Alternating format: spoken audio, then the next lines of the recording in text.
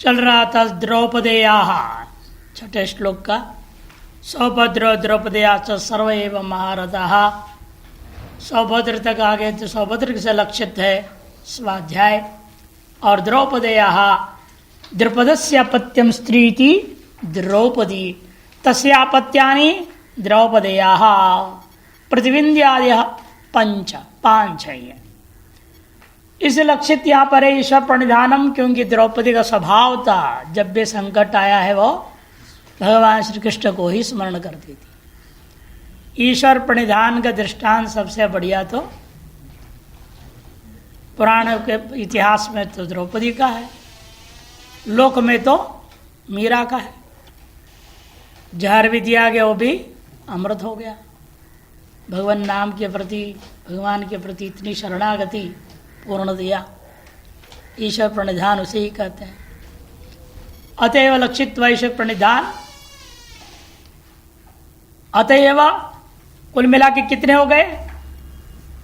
24 नाम हो रहे। देखिए कैसे, तो 4 से 6 श्लोकों में पहले विवेक हुआ, फिर 2 प्रकार के वैराग्य, पर वैराग्य और अपर वैराग्य 3 हो गया, और शम से 5 ज्ञानेन्द्रिया, 4 अंतःकरण, 9 और 3 12 हो गए।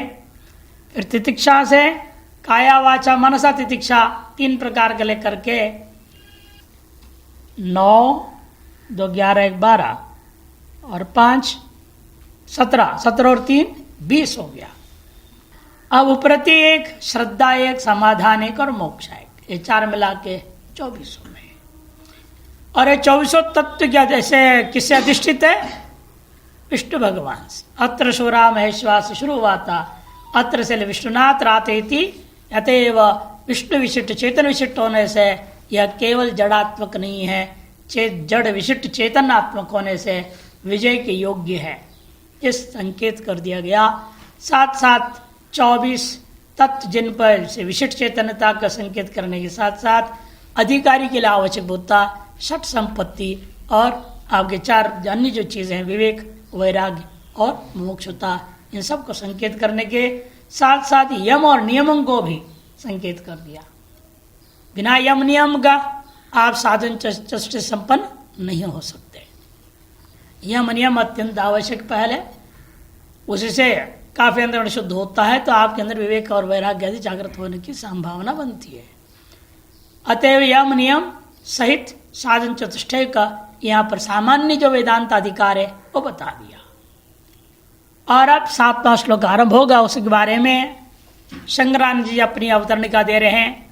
एवं पांडव सेना नेत्रीन निर्दिश्य अत स्वसेना नेत्रीन निर्देष्टुम इदम माह।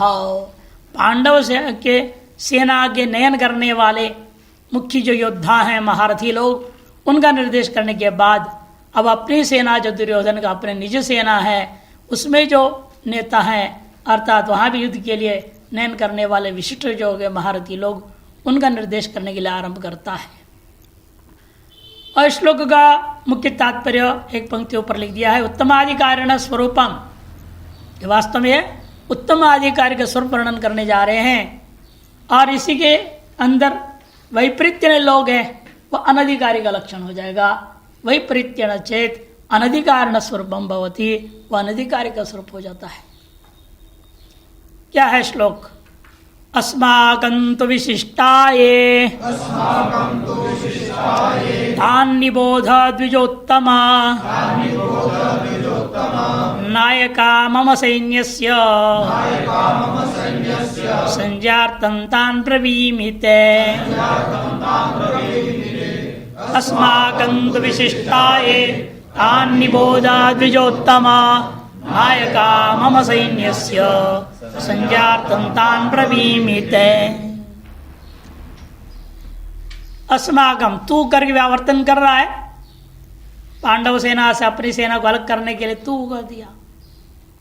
सामान्य अधिकार लक्षण से व्यावर्तन करते विशिष्ट अधिकार लक्षण बताने के लिए तू कह दिया। व्यावर्तन करने का काम होता है तू।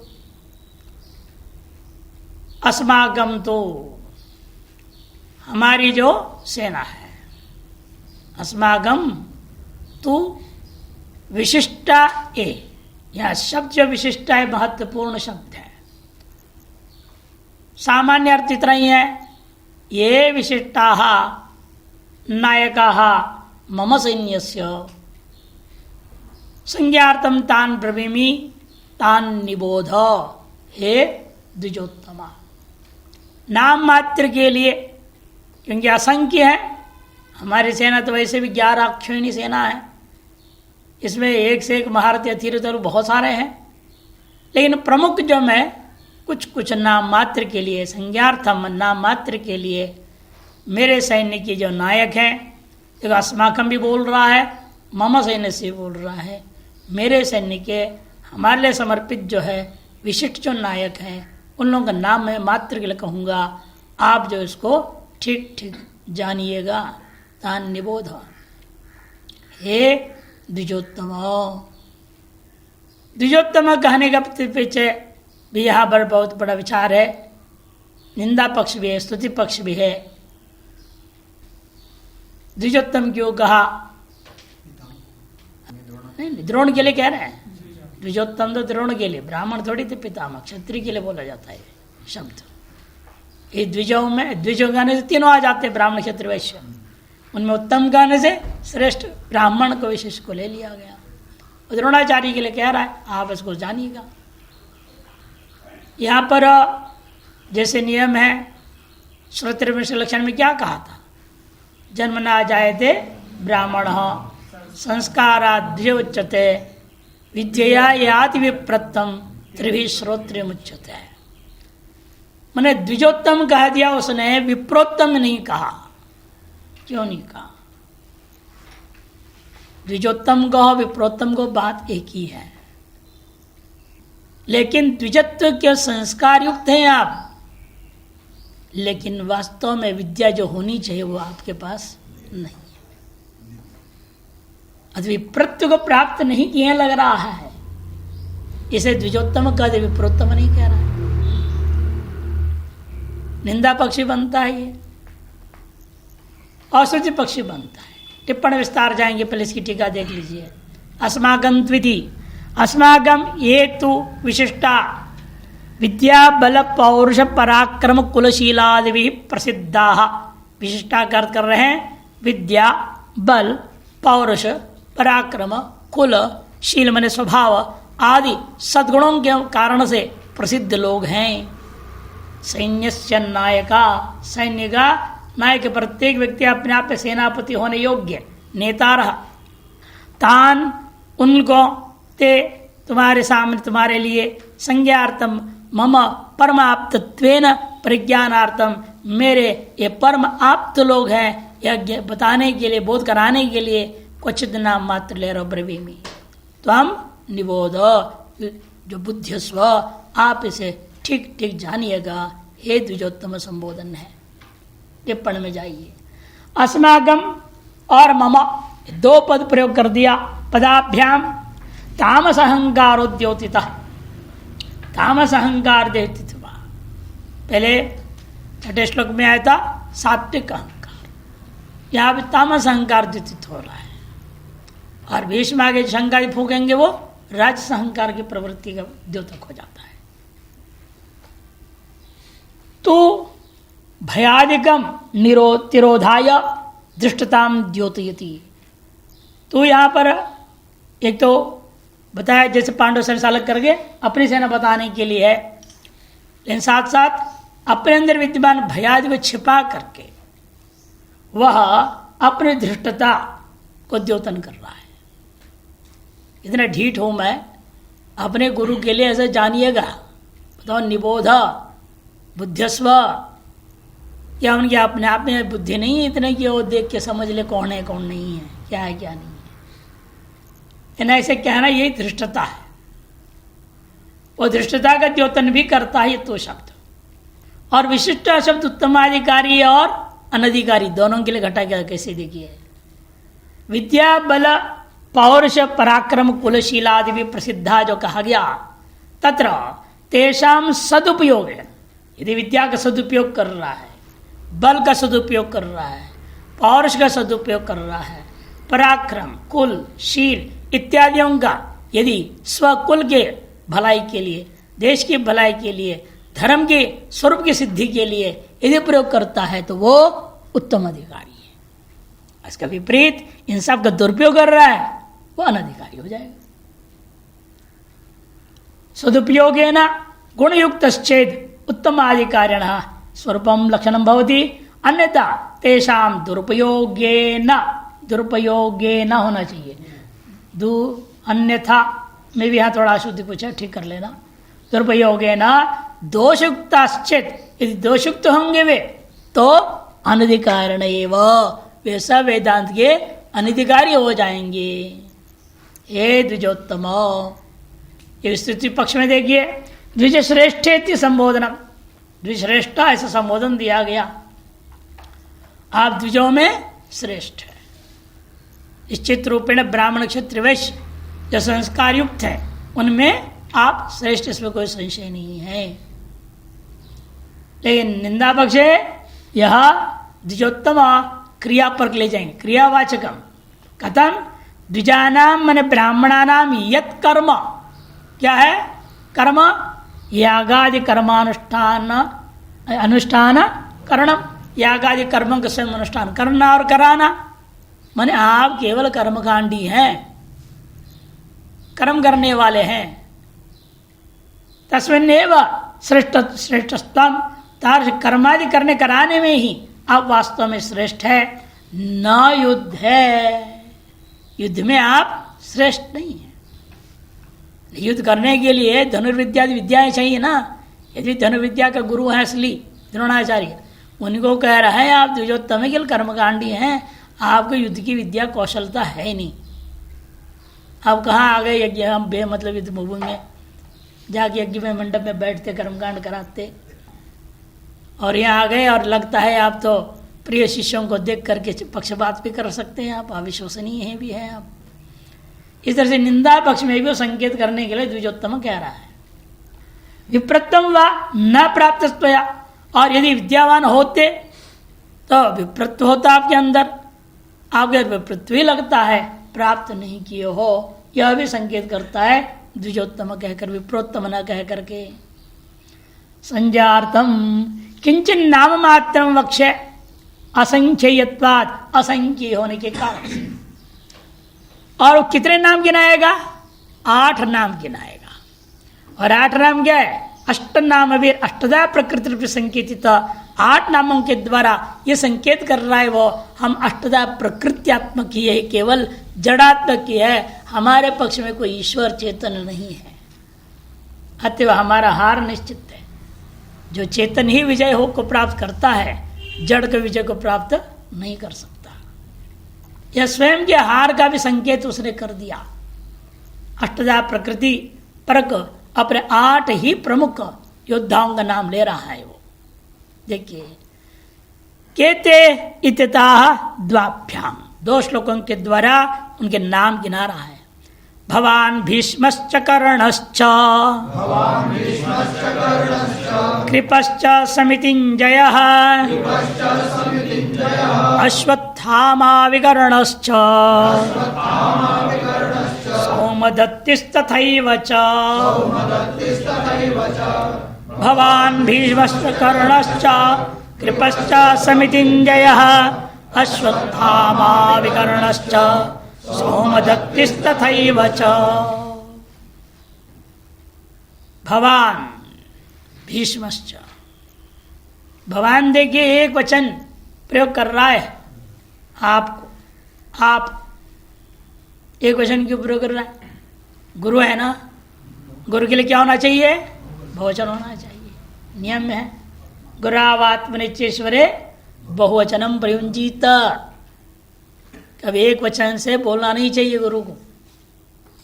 गुरु आत्मनि, अपने लिए भी मैं बोलते बकरी जैसे हो तो अहंकार बढ़ाने वाला है।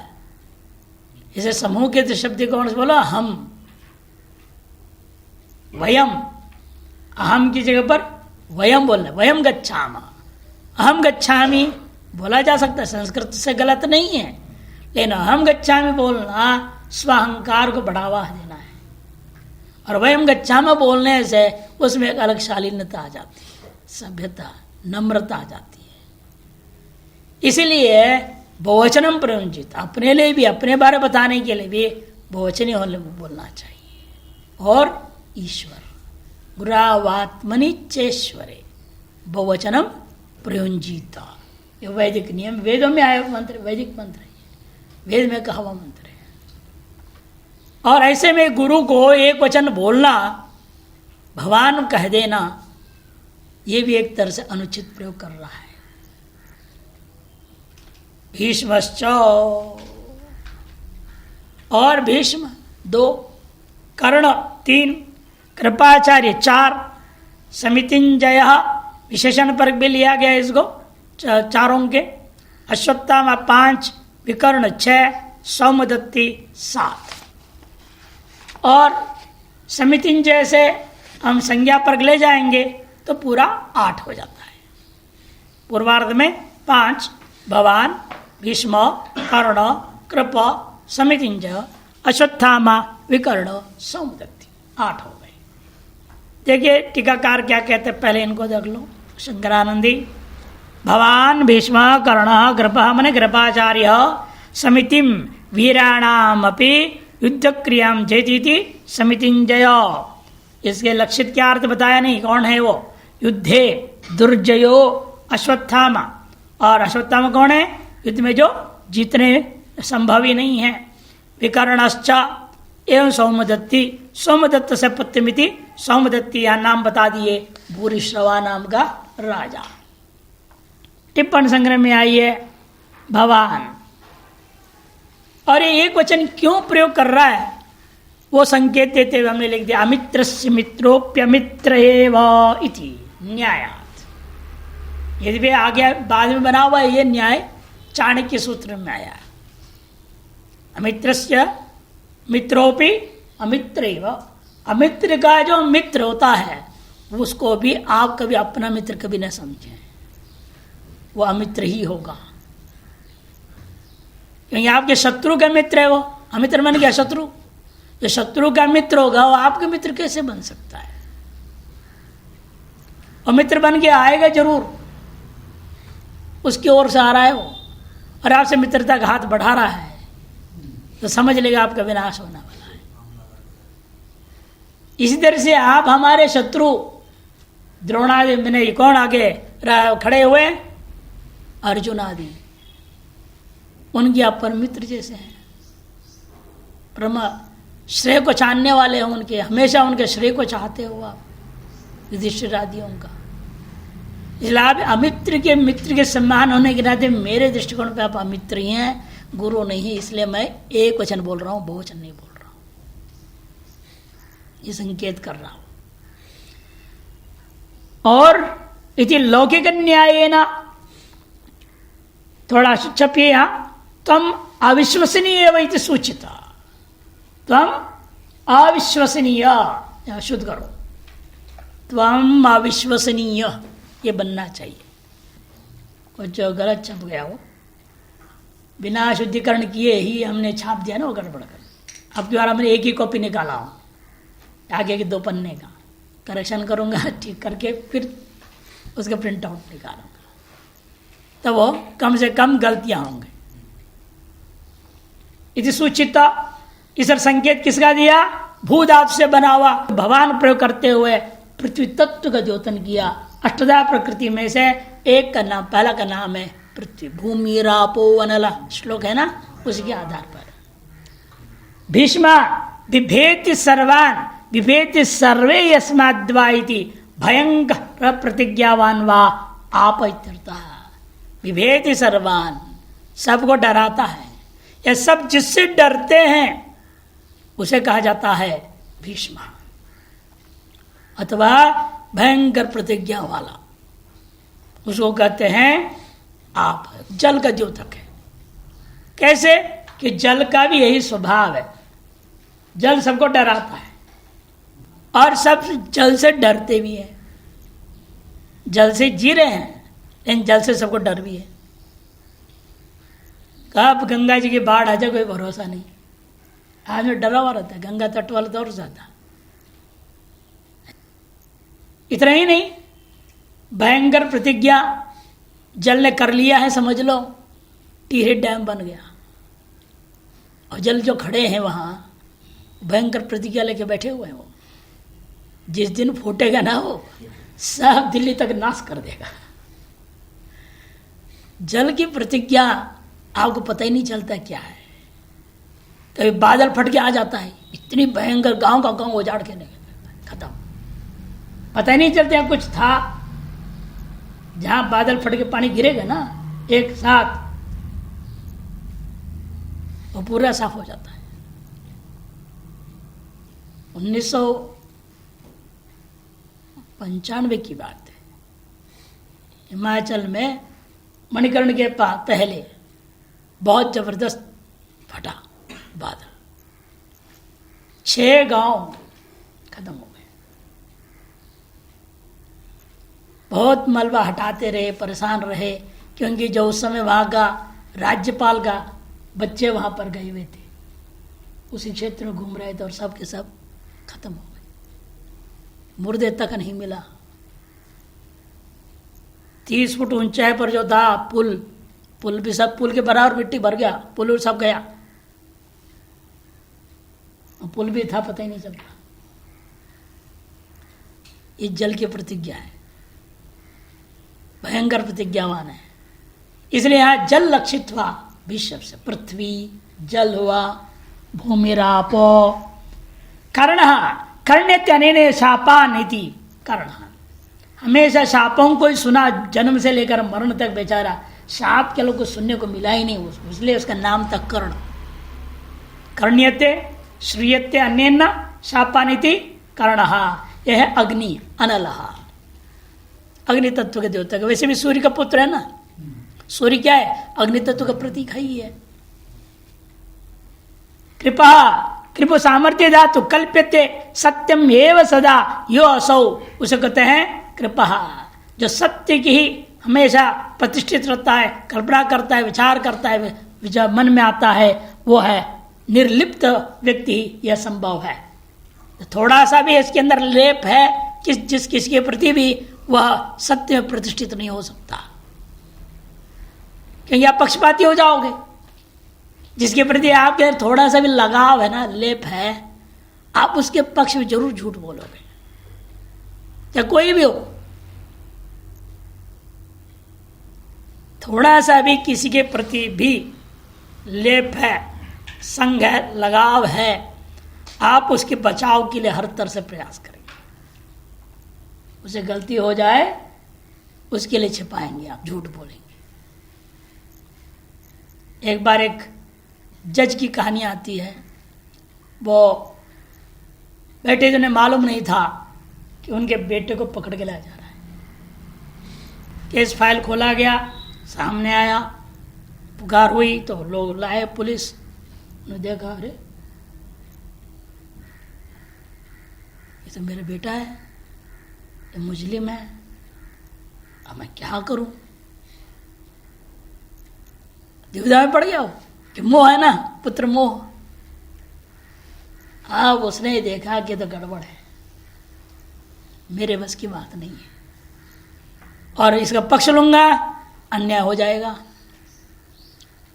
निर्दोष को दोषी ठहराना पड़ जाएगा, मुझे पूरे सच्ची कहानी सुनना पड़ेगा, समझना पड़ेगा ये दोषी है या नहीं। और बाल्यावस्था से वो जानते थे उस बच्चे को अपनी बेटा था ही, कैसे कैसे स्कूल में चोरी करता था, नरसड़ करता था, जरूर किया भी होगा या नहीं भी कर सकता है, बड़ा हो चुका है, समझदारी हो आ गई हो, जाने बिना मैं कैसे इसको दंड दूं।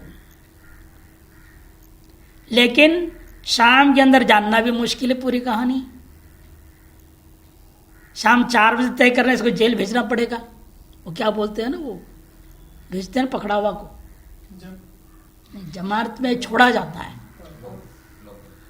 लॉकअप नहीं, जेल भेजते सीधे, हैं कस्टडी में। हाँ, कस्टडी बोलते हैं अंग्रेजी में, तो हाँ एक जुडिशियल कस्टडी में भेज दिया जाता है अंग्रेजी में, कहा हिंदी में कोई और शब्द है, खैर हाँ न्यायिक हिरासत, हिंदी ठीक भला अब याद है, न्यायिक हिरासत में भेज दिया जाता है।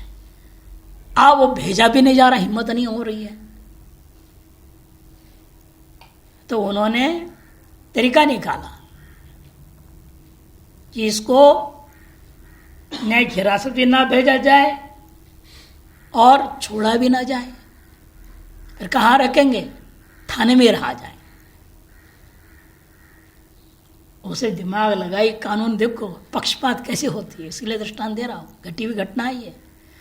उसने कानून दौड़ा गया, दिमाग दौड़ा के कानून की हिसाब निकाला, अमुक धारा के आधार पर इसको तत्काल न्यायिक हिरासत में जेल नहीं भेजा जा सकता, अतः इसको पुलिस थाने में रख दिया जाए। अब यहां पर लॉकअप पे रख दिया जाए। बचा लिया। इसलिए बड़े कठिन हो, थोड़ा सा भी लगाव कहीं आ जाए आपके अंदर किसी के भी प्रति, आप पक्षपाती जरूर हो जाए, निष्पक्ष हो ही नहीं सकते। और कृपाचार्य ऐसे थे, वो सदा ही निष्पक्ष रहे। जहां जब गड़बड़ होने वाली मामला है तो मौन धारण कर ले, चुप। द्रोणाचार्य जी जाने उन पर डालते थे, वो अपना कोई निर्णय नहीं देते थे, मौन हो जाते थे। अतएव इनसे लक्षित होता है निष्पक्ष कौन है? पंचभूतों में आकाश। आकाश तत्व ही निष्पक्ष तत्व है। भूमिरापन लो खम, है ना, मन श्लोक में खम, इसे खम मन आकाश तत्व है, लक्षित हुआ। और उसके बाद आता है अश्वत्थामा। अश्वसीवा स्थामा बलम यश इति अश्वत्थामा।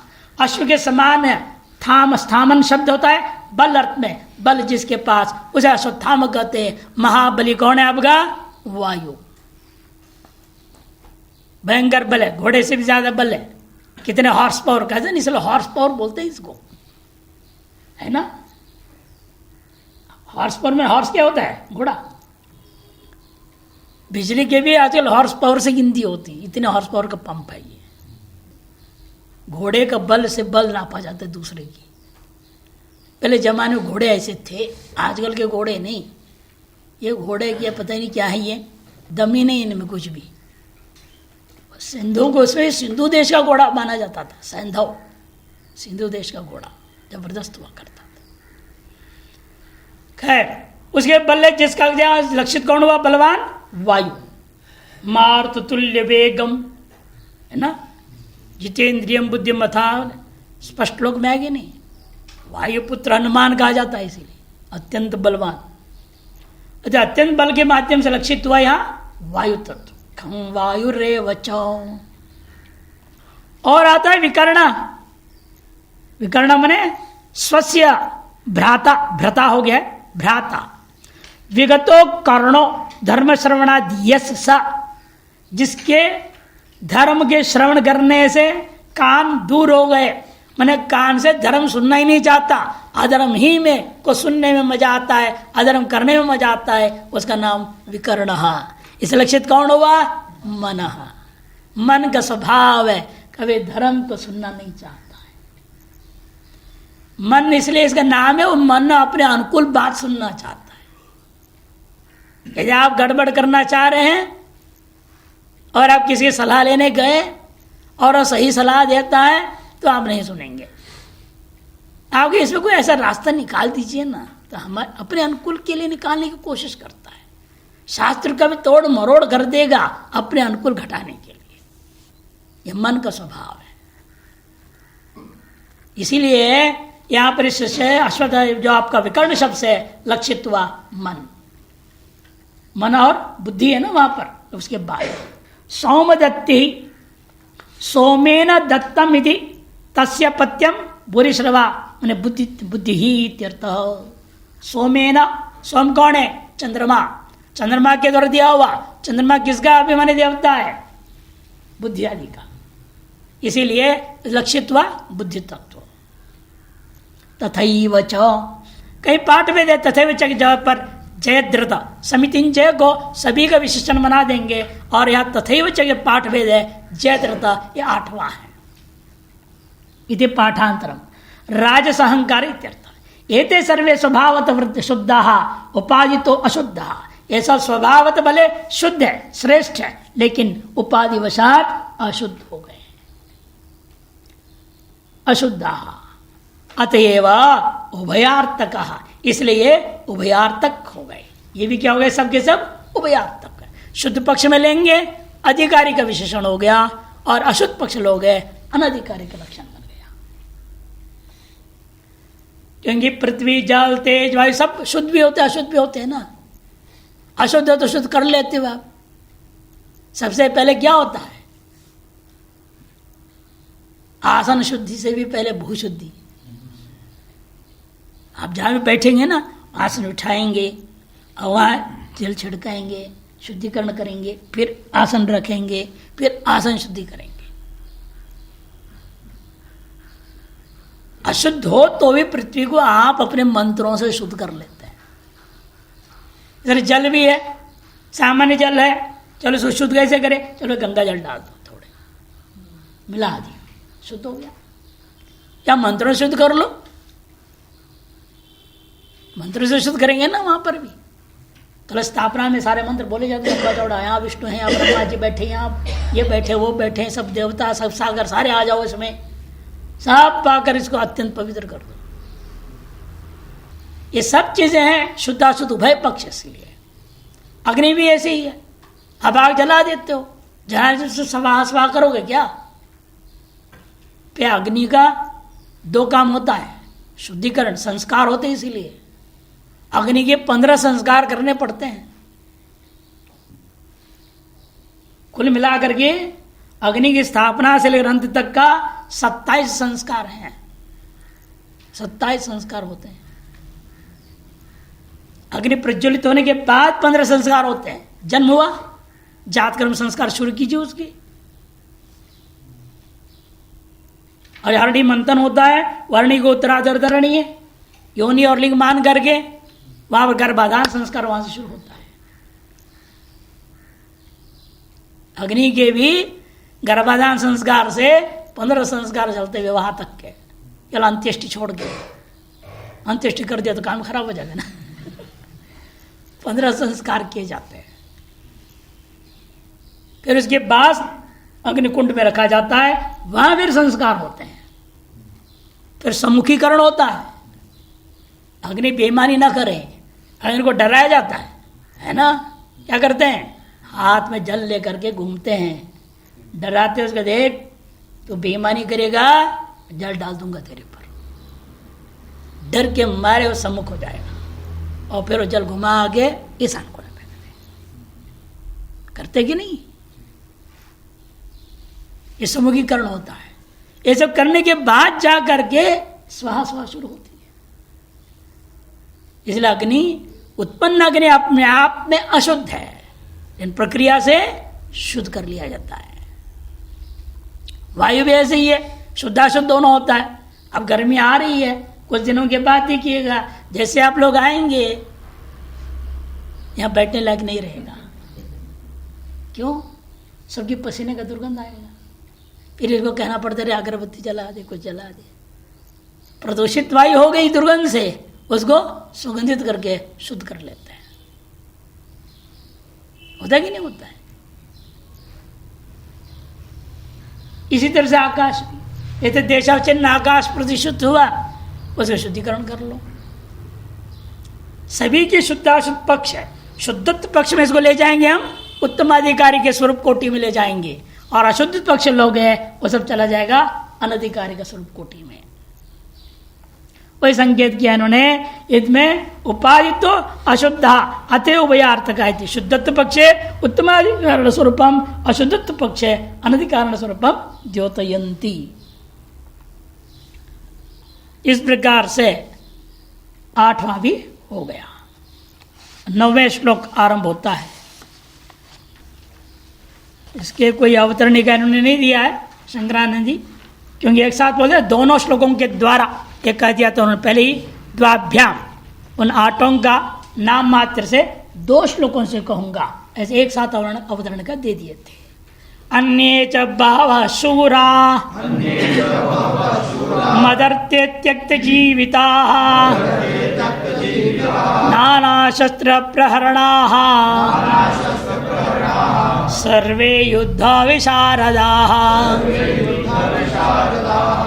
अन्ये च बहवः शूरा मदर्ते त्यक्त जीविता नाना शस्त्र प्रहरणा सर्वे युद्ध विशारदा। अन्य जब भाव अन्य क्यों कह दिया? वो 8 तो विशिष्टा, अन्य अविशिष्टा इत्यर्थ। और विशिष्ट गुण आदि संपन्न थे, ये अविशिष्ट बाकी। अन्य अविशिष्टा बहव शूरा, अच्छा बहुत शूर हमारे सेना में है, जो कि मदरते त्यक्त जीविता, मेरे लिए अपने जीवन को प्राण को त्याग करने के लिए आए हुए हैं। सब युद्ध विशारदा सर्वे नाना शस्त्र प्रगणास्त्र सर्वे। टीकाकार संक्रांति कहते हैं अन्य माने अवशिष्ट, अन्य जो बचे हुए हैं वे कैसे हैं? सब अविशिष्टाश्च। जो अवशिष्ट है वे अविशिष्ट है। कौन है वो? बाहलिक भगदत्त आदिश्च बहव शूर शौर्यशालिन, शौर्य स्वभाव वाले हैं, शूर स्वभाव वाले। नाना शस्त्र प्रगणा नाना विधानि शस्त्राणि शूल चक्र गदा खड्ग परिघादीनि प्रहरण साधनानि ये शांते नाना शस्त्र प्रगणा। त्रिशूल चक्र गदा खड्ग परिघ आदि शक्ति नाम के अस्त्र होते हैं। इतने अनेकों प्रकार के फेंक करके मारने वाला, आमने सामने कर मारने के साधन, जो साधनभूत वस्तु प्रहरण के, वे इनसे युक्त सजे हुए लोग थे। युद्ध विशारदा सकल प्रकार के युद्धेषु निपुणाश्च। अनेक प्रकार के युद्ध होते हैं ना, मुष्टि युद्ध होता है, मलयुद्ध होता है, दृष्टि युद्ध होता है, युद्ध भी अनेक प्रकार के। आप जैन धर्म के जो प्रवर्तक है महावीर, उनकी जीवनी को पढ़िए। जब दोनों भाइयों में लड़ाई हुई, कौन राजा बनेगा? अनेक प्रकार युद्ध किया आपस में। और ये भी आता है, मलयुद्ध किया, उसमें छोटा हार गया। दृग युद्ध किया, अलग खिरना नहीं, इतने त्राटक में प्रावीण्यता थी, वो छोटे हार गया। केवल ये नहीं प्रहारों से ही होता है युद्ध, ऐसा नहीं है, अन्य प्रकार के भी। सब प्रकार के युद्धों में का सकलेषु युद्धेषु निपुणाश्चेति सर्वे मदर्ते मद विजय सिद्धि, मदर्ते मेरे विजय की प्राप्ति के लिए त्यक्त जीविता प्राण त्यागे नापि जिम संपादिष्यामि निश्चयेन तिष्ठन्ति इत्यर्थ। प्राण त्याग के द्वारा भी हम इनका विजय के संपादन करेंगे, ऐसे दृढ़ निश्चय के साथ में यह विराजमान है इत्यर्थ। इसका टिप्पण कल देखते हैं।